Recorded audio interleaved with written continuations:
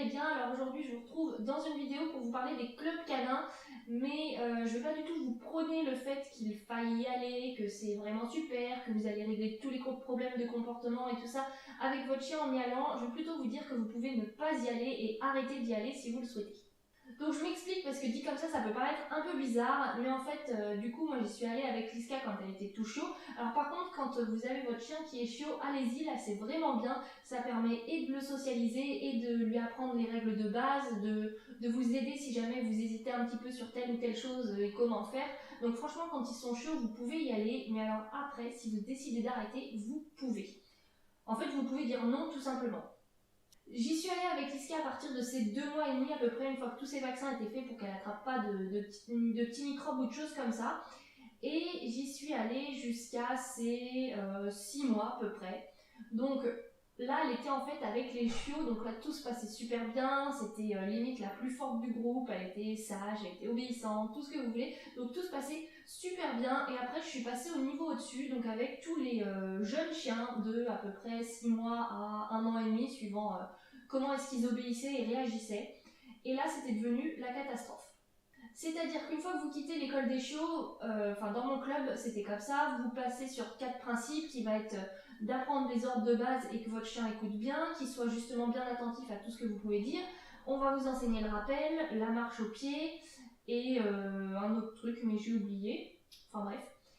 Et ce qui se passe, c'est que vous êtes qu'avec des chiens qui bougent vu qu'ils sont jeunes et qui sont pas encore adultes, donc qui sont pas réfléchis, c'est la petite période un peu bête. Et le club était fait de telle façon à ce que dans le terrain où on était, il y avait ceux qui faisaient de l'agility qui étaient juste à côté, donc qui couraient à fond. Il y avait les petits chiots qui jouaient à côté. Il y avait le cours de détente, le terrain de détente où on pouvait prendre une balle et la lancer à son chien pour qu'il s'amuse, etc.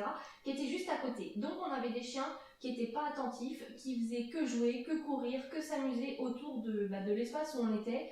Et pour Liska, c'était juste une grosse catastrophe, elle n'écoutait plus. Liska, vous le voyez dans les vidéos, c'est un chien qui est un peu hyperactif.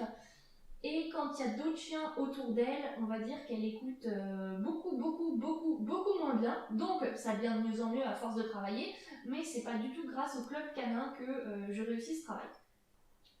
Puisque donc oui, comme je vous le disais, à chaque fois Liska, dès qu'elle voyait un chien qui était en train de courir, surtout qu'il y avait des chiens qui n'étaient pas obéissants aussi dans les cours d'à côté, je pense notamment à ceux qui faisaient de l'agility, ils sautaient la barrière qui séparait leur enclos d'une autre, et voilà, donc ils venaient perturber tous les chiens qui étaient en train de travailler sur notre terrain à nous, donc c'était une grosse catastrophe.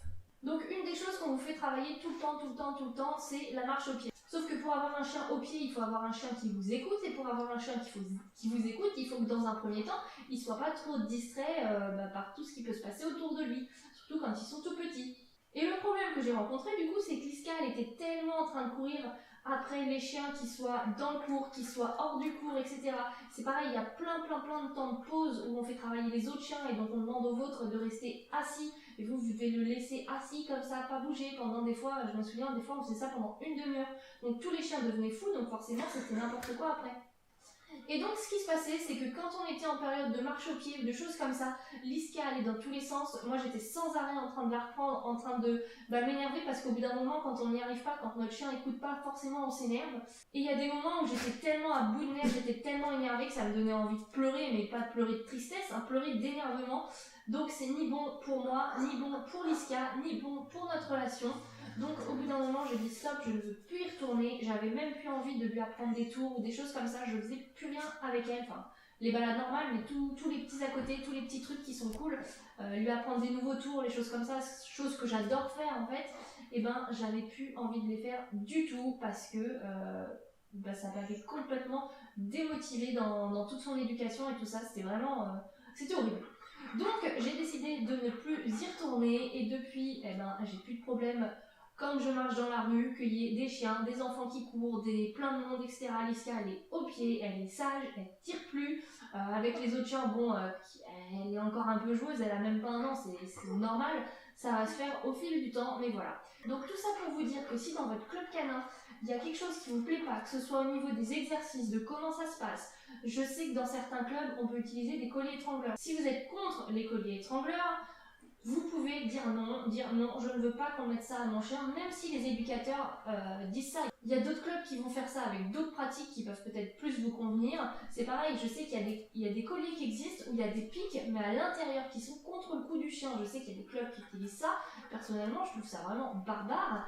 Et c'est pas parce qu'un chien tire, parce qu'un chien est pas obéissant ou quelque chose qu'il faut absolument en arriver à de telles extrémités. Donc voilà, s'il y a la moindre chose, s'il y a quelqu'un qui crie sur votre chien, vous n'étiez pas d'accord, s'il y a quelqu'un qui tape votre chien, si vous voyez l'éducateur qui prend votre chien d'une façon que vous n'acceptez pas parce que c'est pas comme ça que vous avez envie d'élever votre chien, vous pouvez lui dire non et vous n'êtes pas obligé de revenir. C'est pas parce que vous n'êtes pas dans un club canin que vous n'êtes pas un bon maître, faut surtout pas vous mettre ça en tête parce que c'est archi faux.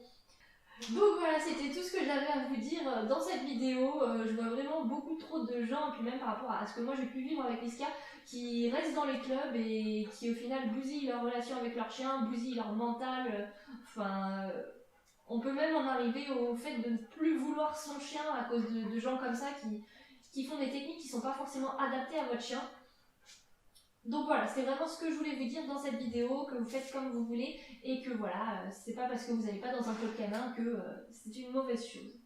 Donc sur ce, j'en ai terminé, je vous dis à très bientôt dans une prochaine vidéo. Bye!